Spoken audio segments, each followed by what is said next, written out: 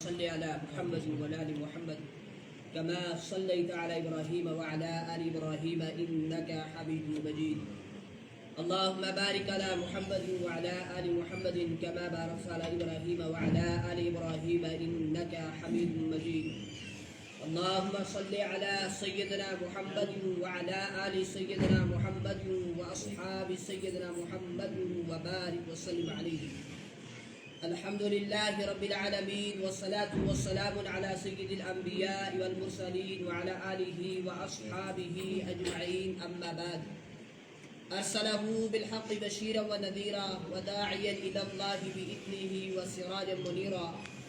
فقد قال الله تبارك وتعالى في الكلام المجيد والفرقان الحميد: فأعوذ بالله من الشيطان الرجيم. بسم الله الرحمن الرحيم.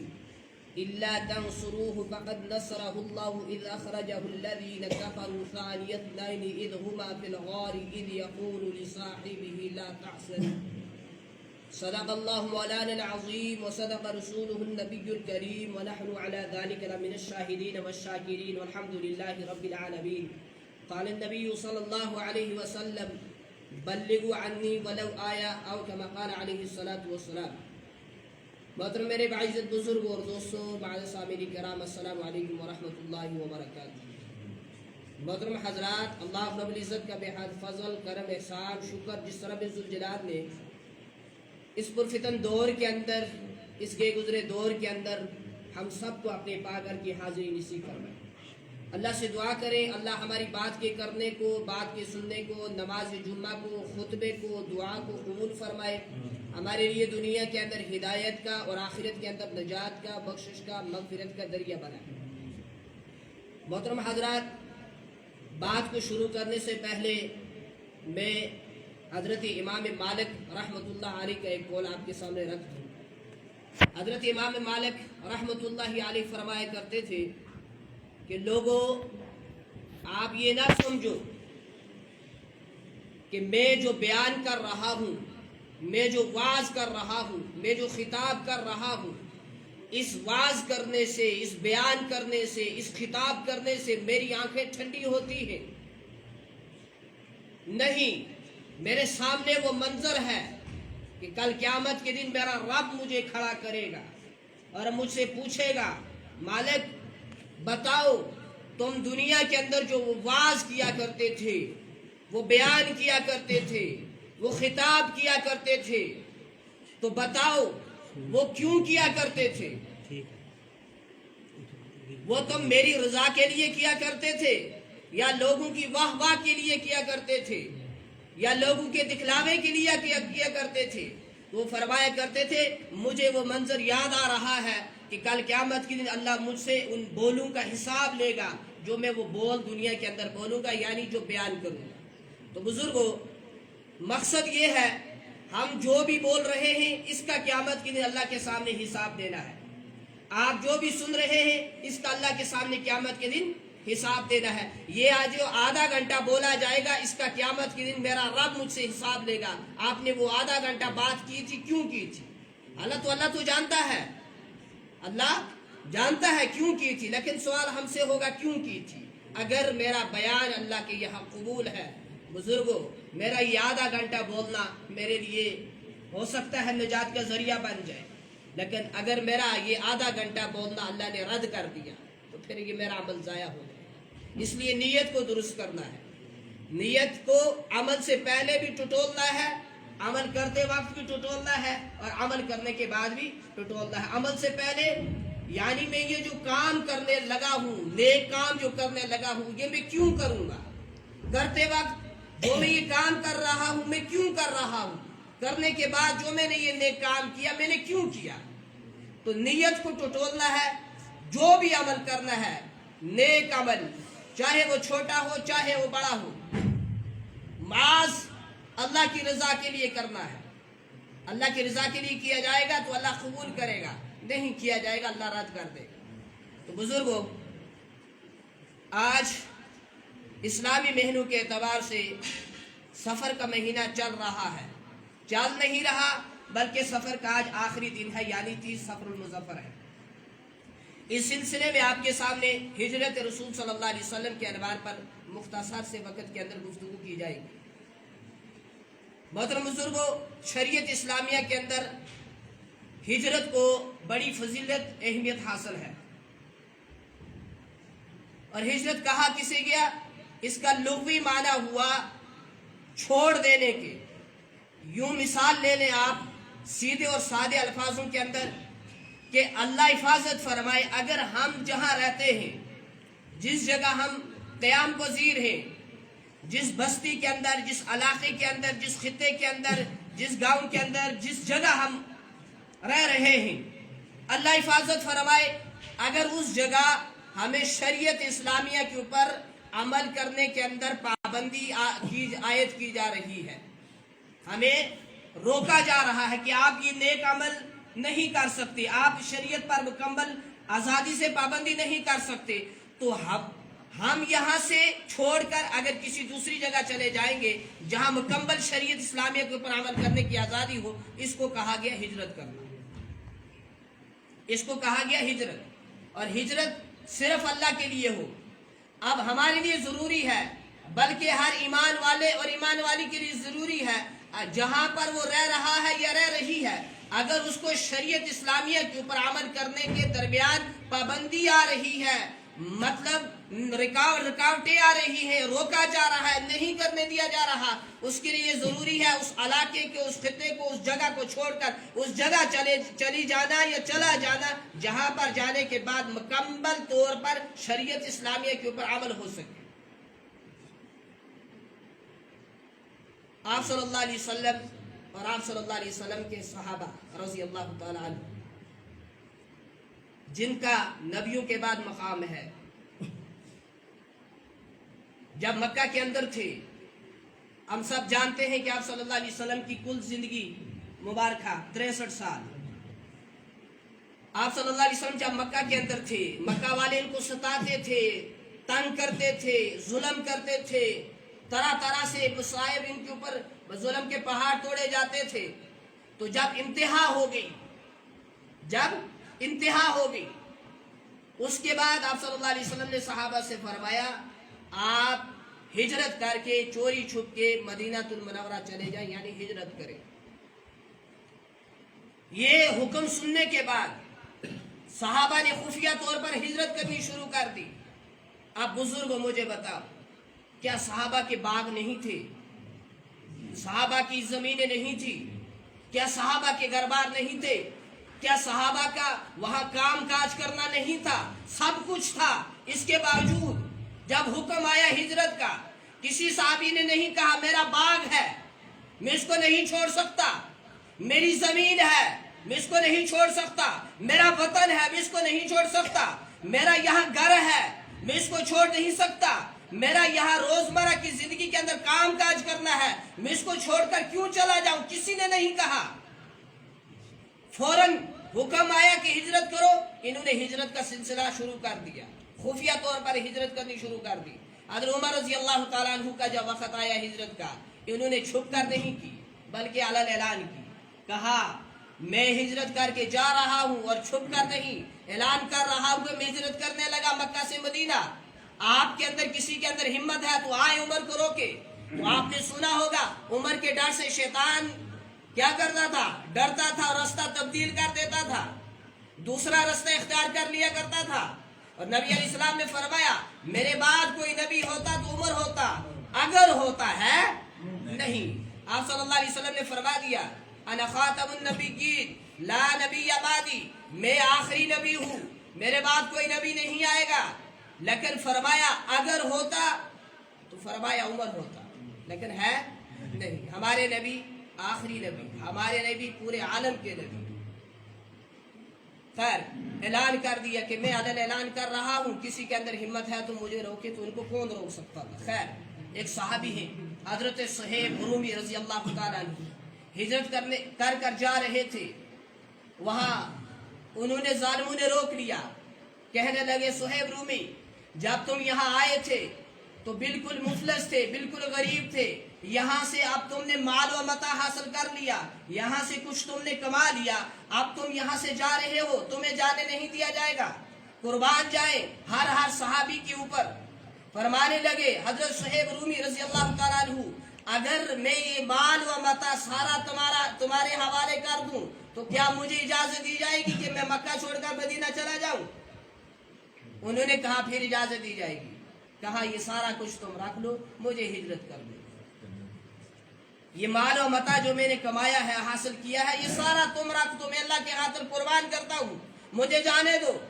آپ صلی اللہ علیہ وسلم نے جب سنا یہ واقعہ تو فرمایا صہیب رومی نے سب کچھ یہ جو سودا کیا، اس سودے کے اندر بڑا فائدہ حاصل کر لیا. بزرگوں کیوں کہ انہوں نے اس کو چھوڑا، صرف اللہ کی رضا کے لیے چھوڑا، اللہ کے لیے چھوڑا. بزرگوں فرمایا من کان للہ کان اللہ لہ، جو اللہ کا ہو گیا پھر اللہ اس کا ہو جاتا ہے. جو اللہ کو پا لیتا ہے وہ جیت جاتا ہے، جو اللہ کو کھو بیٹھتا ہے وہ ہار جاتا ہے. جس سے اللہ راضی ہوا اس کی دنیا بھی بن گئی. آخرت کا تو وعدہ ہے ہی، لیکن اس سے پہلے اللہ رب العزت دنیا بناتا ہے. اس لیے جب ہم دعا کرتے ہیں نا ربنا آتینا فی الدنیا، پہلے ہم خیر مانگتے ہیں دنیا کے لیے. آخرت تو جو بندہ اللہ کو راضی کرے گا، بندہ ہو یا بندی، بشرط ایمان والا ہو، جو اللہ کو راضی کرے گا تو آخرت تو بنے گی. اللہ پاک اس سے پہلے دنیا بناتا ہے، دنیا چمکاتا ہے، دنیا کے اندر بھی عزت، برکتیں ہی برکتیں اس کے کاروبار کے اندر، اور آخرت کا وعدہ تو ہے. تو اس لیے بزرگوں اگر ہم دیکھیں کہ ہمارا دنیا کے اندر آنے کا مقصد کیا ہے، ہمیں پیدا کیوں کیا گیا ہے، تو اس کا مقصد ایک ہی ہے، اللہ کی عبادت کرنا، یعنی اللہ کو راضی کرنا، اللہ کے حکموں کے مطابق زندگی گزارنا، اور وقت کے نبی کی سنتوں کے مطابق زندگی گزارنا. اس سے پہلے جنہوں نے اللہ کو مانا، اللہ کی مانی، اللہ نے کامیاب کر دیا. نبی پر ایمان لائے، نبی کی مانی، اللہ نے کامیاب کر دیا. اس سے پہلے بھی جس نے اللہ کو نہیں مانا، اللہ کی نہیں مانی، وقت کے نبی کو نہیں مانا اور وقت کے نبی کی نہیں مانی، اللہ نے اس کو ناکام کر دیا. تو اس کے بعد بھی ایسا ہی سلسلہ چلے گا. جو اللہ کو مانے گا اور اللہ کی مانے گا، اللہ اس کو کامیاب کرے گا. تو بزرگوں آپ صلی اللہ علیہ وسلم مکہ المکرمہ کے اندر 53 سال زندگی گزارتے ہیں، اور اس کے بعد ہجرت فرما کر مدینہ آتے ہیں، اور 10 سال مدینہ منورہ کے اندر گزارتے ہیں. پھر آپ صلی اللہ علیہ وسلم کا اس دنیا سے انتقال ہو جاتا ہے، وفات پا جاتے ہیں. محترم بزرگوں آپ نے اکثر و بیشتر حضرات علماء کرام سے سنا کہ ساری کائنات کو، دو جہاں کو، دنیا کی ہر چیز کو اللہ رب العزت نے صرف جناب رسول اکرم صلی اللہ علیہ وسلم کے خاطر پیدا کیا. یعنی اس دنیا کو بنایا گیا آپ صلی اللہ علیہ وسلم کے خاطر. پتہ یہ چلا آپ صلی اللہ علیہ وسلم کے خاطر دنیا بنی تھی، لیکن آپ صلی اللہ علیہ وسلم بھی اس دنیا کے اندر کل 63 سال زندگی گزار سکے، پوری زندگی دنیا کے اندر نہیں رہے. پتہ یہ چلا اگر جس کے خاطر دنیا بنی تھی، اگر دنیا کے اندر رہنے کا کسی کو حق ہو تو وہ نبی علیہ السلام کو ہوگا. لیکن نبی علیہ السلام بھی یہاں نہیں رہے. پتہ یہ چلا اس دنیا کے اندر کوئی ہمیشہ نہیں رہے گا. سارے جو بھی آئے دنیا کے اندر یہاں سے جانے کے لیے آئے. اور اللہ رب العزت نے فرمایا کل من علیہا فان ویبقى وجہ ربک ذو الجلال والاکرام. ہر چیز کے اوپر فنا ہے، ہر چیز فنا ہو جائے گی، ایک رب کی ذات کو بقا ہے، وہ باقی رہے گی. جب کچھ نہیں تھا تو اللہ تھا، اب دنیا وجود کے اندر ہے تو اللہ ہے. ایک وقت آئے گا دنیا ختم ہو جائے گی، اللہ ہمیشہ سے تھا، ہمیشہ رہے گا. محترم بزرگ اور دوستو جب ظلم کی انتہا ہوئی، ہجرت کرنے لگے باقی صحابہ. ابو بکر نے بھی اجازت مانگی، یا رسول اللہ صلی اللہ علیہ وسلم مجھے اجازت ہے ہجرت کی. آپ علیہ السلام نے فرمایا کہ مجھے اللہ سے امید ہے مجھے بھی ہجرت کا حکم آ جائے گا. مطلب یہ تھا کہ آپ کو ہجرت کے درمیان میری رفاقت نصیب ہوگی، یعنی آپ میرے ساتھ ہجرت کریں گے. ابو بکر سے فرمایا گیا. خیر آپ صلی اللہ علیہ وسلم کے اوپر جنہوں نے ایمان نہیں لایا تھا، یعنی کفر کے اندر تھے، اس کے باوجود بھی آپ صلی اللہ علیہ وسلم کو وہ صادق اور امین کے لقب سے جانتے تھے. آپ صلی اللہ علیہ وسلم کو صادق امین کہہ کر پکارا کرتے تھے. کچھ لوگ وہ تھے جو ایمان کے اندر داخل نہیں ہوئے، اس کے باوجود اپنی امانتیں آپ صلی اللہ علیہ وسلم کے پاس رکھا کرتے تھے. آپ نے علی کو بلایا، فرمایا ہجرت کا ہمیں حکم ہوا ہے، ہم صبح ہجرت کریں گے. آپ کے پاس میں یہ مکہ والوں کی امانتیں چھوڑتا ہوں، آپ یہ ان کی امانتیں ان کے سپرد کر کے آپ بھی ہجرت فرما کر مدینہ منورہ آ جانا. کس سے فرمایا؟ علی رضی اللہ تعالیٰ عنہ سے. خیر اس کے بعد جو بھی امانتیں تھیں ان کے سپرد کی، آپ مکہ والوں کی امانتیں ان تک پہنچا کر آ جانا۔ بزرگ اور دوستو، ابو بکر سے فرمایا نبی علیہ السلام نے، ابو بکر چلنا ہے، حکم آ چکا ہے۔ ابو بکر نے ایک مرتبہ بھی مڑ کر نہیں پوچھا یا رسول اللہ کہاں چلنا ہے۔ ظاہر سی بات ہے، ابھی آپ میں سے کوئی مجھے کہے گا مولوی صاحب چلو، تو یہ فطری چیز ہے، میں آپ سے ایک مرتبہ تو پوچھوں گا حضرت چلو جاؤں گا میں یا نہیں جاؤں گا، وہ بات کی بات ہے، کہ پہلے مجھے بتاؤ جانا کہاں ہے۔ لیکن ابو بکر نے نہیں پوچھا، اب آپ نے فرمایا چلنا ہے تو فرمایا چلو، چل پڑے۔ ان کی بیٹی ہے حضرت اسماء رضی اللہ تعالیٰ عنہا، اپنا دوپٹہ پھاڑا، 2 حصے کیے، کھانا باندھا اس کے اندر آپ صلی اللہ علیہ وسلم کے لیے اور اپنے والد حضرت ابو بکر رضی اللہ تعالیٰ عنہ کے لیے۔ اللہ رب العزت کو ان کی یہ ادا بڑی پسند آئی اور روانہ کی آپ صلی اللہ علیہ وسلم کو حضرت ابو بکر صدیق رضی اللہ تعالیٰ عنہ کو۔ ابو جہل کو پتا تھا آپ صلی اللہ علیہ وسلم ابو بکر کے پاس ضرور جائیں گے۔ ابو بکر کے گھر کا رستہ اختیار کیا، وہاں پہنچے۔ وہ کفار مکہ ابو جہل آ کر ابو بکر کی بیٹی سے پوچھا، اسماء سے، نبی صلی اللہ علیہ وسلم اور آپ کے والد ابو بکر کہاں ہیں؟ انہوں نے لا علمی کا اظہار کیا، نہ فرمایا مجھے پتا ہے، نہ فرمایا نہیں پتا ہے، لا علمی کا اظہار کر دیا۔ اس نے مارا زور سے تماچا حضرت ابو بکر صدیق رضی اللہ تعالیٰ عنہ کی بیٹی حضرت اسماء رضی اللہ تعالیٰ عنہ، اور اس کے بعد آپ کو تلاش کرتے ہوئے جہاں جہاں سے قدم لگے تھے ان قدم کے نشان دیکھتے دیکھتے ان کو تلاش کرتے ہوئے چلے گئے۔ جب چل رہے تھے ابو بکر اور نبی علیہ السلام، تھوڑا سا وقت طے کیا، تھوڑا سا راستہ طے کیا، آگے چل کر ابو بکر نے فرمایا یا رسول اللہ صلی اللہ علیہ وسلم، یہ پتھریلی زمین ہے، یہاں پتھر ہی پتھر ہے، آپ ایسا کریں میرے کندھوں کے اوپر سوار ہو جائے، میں آپ کو اٹھا کر لے جاؤں گا۔ ابن حجر عسقلانی رحمۃ اللہ علیہ فرماتے ہیں ابو بکر نے آپ صلی اللہ علیہ وسلم کو اپنے کندھوں کے اوپر اٹھا کر سفر کرنا شروع کر دیا۔ چلتے چلتے غار سور کے پاس پہنچے اور وہاں پہنچنے کے بعد آپ مجھے بتائیں، ایک بندہ وزن اٹھا کر چلے، جب وہ وزن کو وہاں چھوڑتا ہے تو مجھے بتائیں وزن تھکتا ہے یا بندہ تھکتا ہے؟ بندہ تھکتا ہے جس نے وزن کو اٹھایا تھا۔ اب ظاہر سی بات ہے تھکا کون تھا؟ ابو بکر۔ آرام کی ضرورت کس کو تھی؟ ابو بکر کو۔ لیکن قربان جائے ابو بکر رضی اللہ تعالیٰ عنہ پر، قربان جائے، نہیں فرمایا کہ میں تھوڑی دیر آرام کر لوں، میں تھک گیا ہوں، میں نے آپ کو اٹھا کر لایا ہے، نہیں فرمایا، بلکہ اپنے پاس جو چادر تھی، جو کپڑا تھا، اس کو نیچے بچھایا اور اس پر نبی علیہ السلام سے فرمایا کہ آپ تھوڑی دیر آرام کر لیں، آپ تھک گئے۔ کیا محبت حضرت ابو بکر صدیق و نبی علیہ السلام کے ساتھ، کتنا عشق تھا اور کتنا پیار تھا۔ فرمایا آپ تھوڑی دیر آرام کریں، آپ تھک گئے ہیں۔ اپنے بارے میں نہیں سوچا کہ میں تھکا ہوں، میں نے آپ کو اٹھایا۔ ایک بزرگ رحمۃ اللہ علیہ فرماتے ہیں ابو بکر واحد ایک ہیں جنہوں نے آپ علیہ السلام سے فرمایا کہ آپ میرے کندھوں کے اوپر سوار ہو جائے، اس لیے کہ ان کے بغیر آپ صلی اللہ علیہ وسلم کو کسی نے نہیں فرمایا آپ میرے اوپر سوار ہو جائے، اس وجہ سے کہ آپ صلی اللہ علیہ وسلم کے وجود کا وزن کوئی نہیں اٹھا سکتا تھا۔ ابو بکر نے اس وقت اس وجہ سے اٹھایا کہ آپ صلی اللہ علیہ وسلم کی وفات ہو جانے کے بعد اس خلافت کا جو وزن ہے، جو ذمہ داری ہے، وہ بھی ابو بکر کے کندھے کے اوپر آئے گی۔ خلیفہ اول کون ہے جی؟ حضرت ابو بکر صدیق رضی اللہ تعالیٰ عنہ۔ نبیوں کے بعد سب سے بڑا مرتبہ اور مقام کس کا ہے جی؟ حضرت ابو بکر صدیق رضی اللہ تعالیٰ عنہ۔ اچھا، اس کے بعد غار سور کے اندر جانا ہے، جہاں پر بالکل اندھیرا ہی اندھیرا ہے اور رستے کا بھی پتہ نہیں ہے۔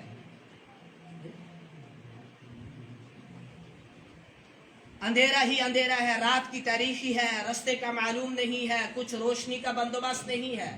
اچھا، آج کل کا زمانہ نہیں تھا، اگر دور دراز علاقے کے اندر چلا جائے تو چلو باقی بڑی لائٹ نہ صحیح تو موبائل چنتے سے جیب سے نکالی اور اس کی لائٹ آن کی اور روشنی کر لی، وہ زمانہ تو تھا نہیں۔ اب بالکل اندھیرا ہی اندھیرا ہے، اندر جانا ہے۔ اور اس سے پہلے گئے بھی نہیں ہیں، رستے کا بھی پتہ نہیں ہے۔ بزرگ اور دوستوں، لکھا ہے کتاب کے اندر، جب ابراہیم علیہ السلام کو آگ کے اندر ڈالا گیا تھا، تو اگر ابراہیم علیہ السلام کو آگ کے اندر جانے کا خطرہ نہیں تھا، یا ابو بکر کو بھی غار ثور کے اندر جانے کا خطرہ نہیں ہے۔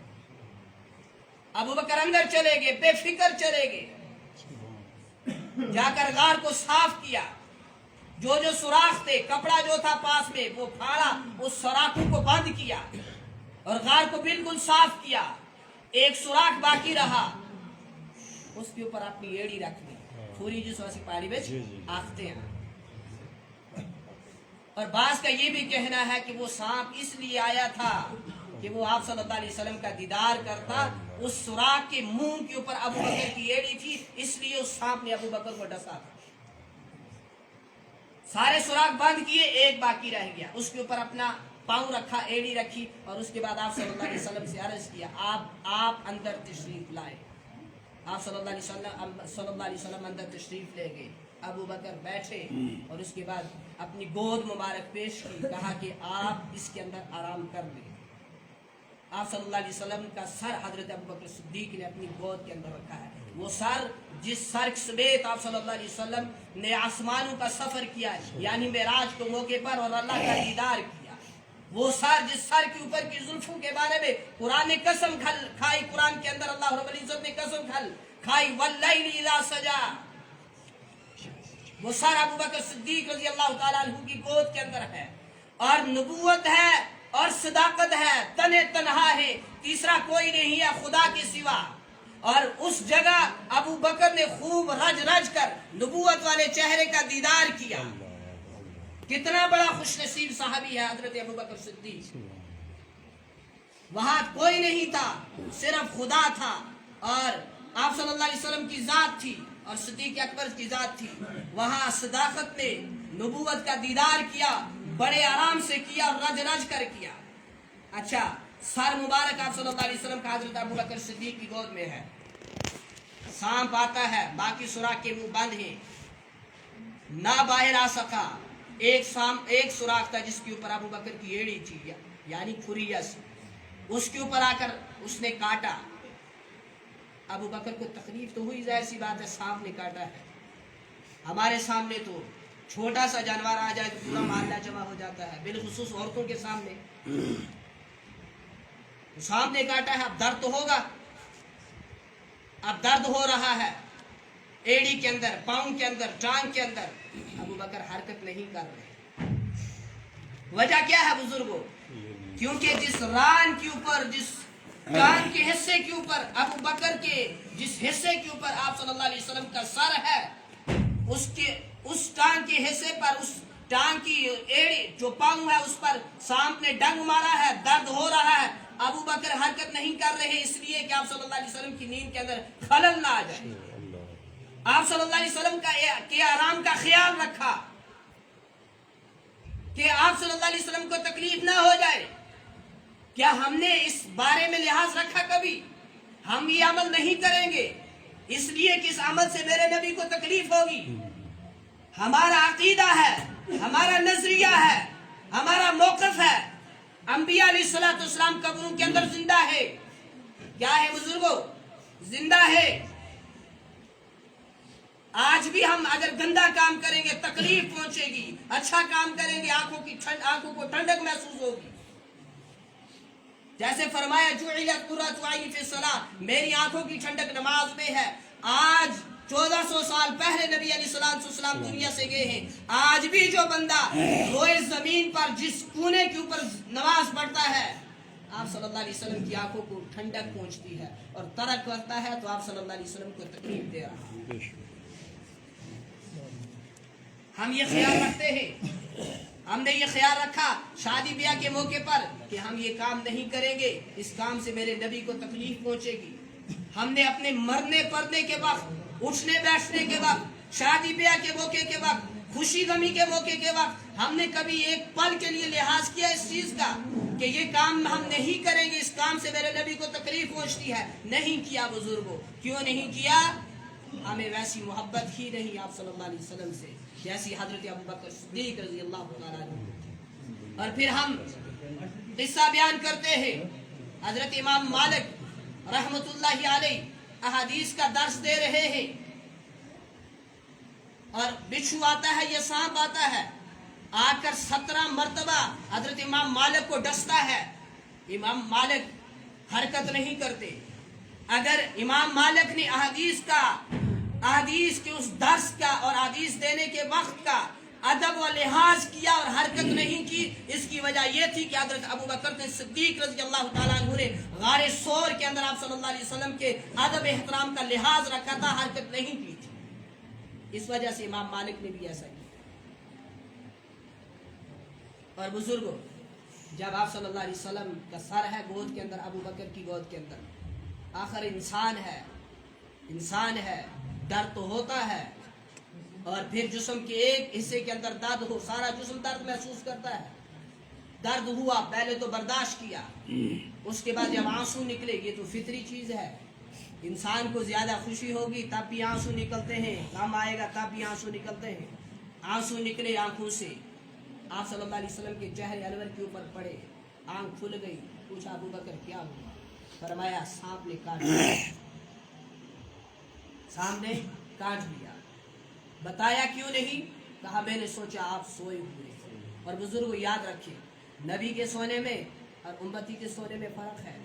امتی جب سوتا ہے آنکھ بھی سو جاتی ہے، دل بھی سو جاتا ہے، نبی جب سوتا ہے آنکھ سوتی ہے، دل نہیں سوتا۔ اچھا، آپ صلی اللہ علیہ وسلم نے لعاب لگایا، درد دور ہوا، تکلیف دور ہوئی، بزرگوں ٹائم ہوا وہ 10، درد دور ہوا، تکلیف دور ہوئی۔ اب غار ثور کے اندر ہی 3 دن یا 3 رات رہے۔ اور بزرگوں، حضرت عمر کی سیرت میں لکھا ہے، حضرت عمر رضی اللہ تعالیٰ عنہ ابو بکر سے فرمایا کرتے تھے، ابو بکر میری ساری زندگی کی کمائی لے لو، غار ثور والے 3 دن دے دو مجھے، میری زندگی کی ساری کمائی، یہ مال و متا نہیں، زمین جائیداد نہیں، نیکیاں لے لو، غار ثور والے 3 دن مجھے دے دو۔ اب جب ابو جہل اور باقی دشمن وہاں سے واپس ہوئے، گھر سے، ابو بکر کے گھر سے،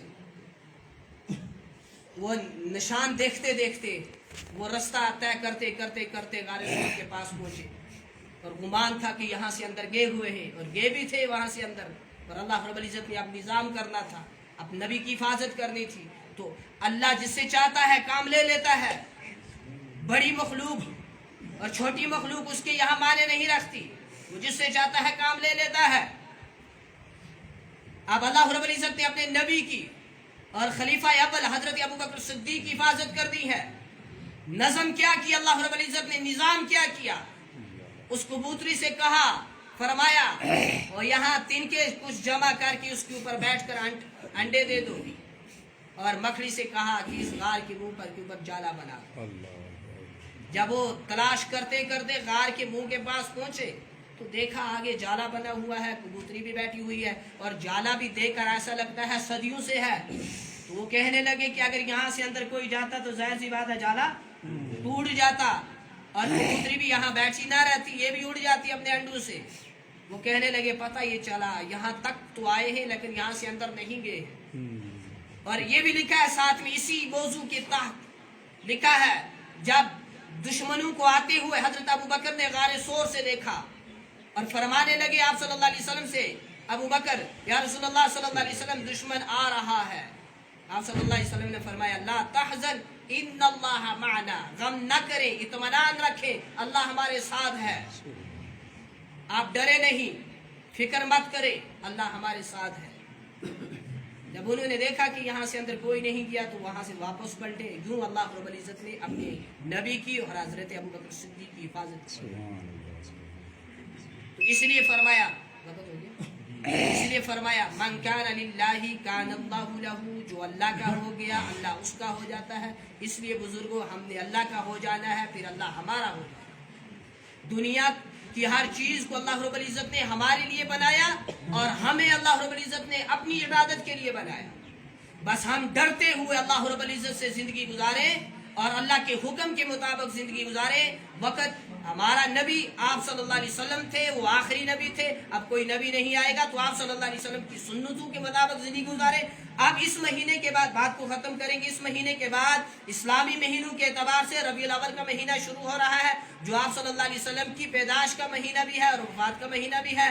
تو اس سلسلے میں تمام خطیب حضرات آپ کے سامنے مسلسل اس ربیع الاول کے 3-4 جمعے یا 5 جمعے جتنے بھی آئیں گے مہینے کے اندر، انشاءاللہ ہماری کوشش رہتی ہے آپ صلی اللہ علیہ وسلم کی ولادت باسعادت، آپ صلی اللہ علیہ وسلم کی وفات اور آپ صلی اللہ علیہ وسلم کا ملک شام کا سفر اور حضرت خدیجہ کے ساتھ نکاح اور یہ باقی آپ صلی اللہ علیہ وسلم کی سیرت جو ہے، جو زندگی ہے، وہ آپ کے سامنے پیش کی جائے۔ سننے والوں سے بھی گزارش ہے، عمل کی نیت سے سنیں گے انشاءاللہ، دوسروں تک پہنچانے کی نیت سے سنیں گے انشاءاللہ، اور آپ سب پڑھے لکھے حضرات سے میری گزارش ہے وقت نکالیں، صبح شام قرآن کریم کی تلاوت کریں، اور اس کے بغیر جتنا وقت ملتا ہے آپ صلی اللہ علیہ وسلم کی سیرت کا مطالعہ کریں، حضرات صحابہ کی زندگیوں کو پڑھیں۔ اس سے ہمیں اسلام کے اوپر چلنے کے لیے آسانی پیدا ہوگی اور ہم بھی قربانی دینے کے لیے انشاءاللہ تیار ہوں گے جب ہم صحابہ کی زندگیوں کو پڑھیں گے۔ تو بزرگوں، اس طرح آپ صلی اللہ علیہ وسلم کی ہجرت کا سفر ہوا مکہ المکرمہ سے مدینہ۔ جب مدینہ پہنچے تو پہلا کام آپ صلی اللہ علیہ وسلم نے یہ کیا،